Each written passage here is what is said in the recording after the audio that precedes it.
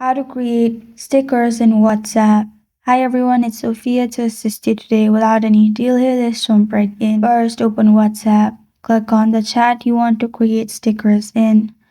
You'll find sticker option on bottom left. Click on it and then click on create your own sticker option. Click on create and then select the picture from your gallery you want to use as sticker. As you can see, this is sticker and another was previous picture with background. And in this way, you can simply send stickers.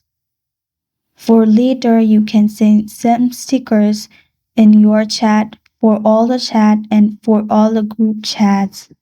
If you want to create new one, you can simply again do the same process. This is how to create stickers in WhatsApp.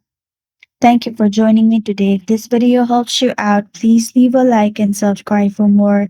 Got a question or want to suggest a topic, comment below. I am Sophia signing off until next time.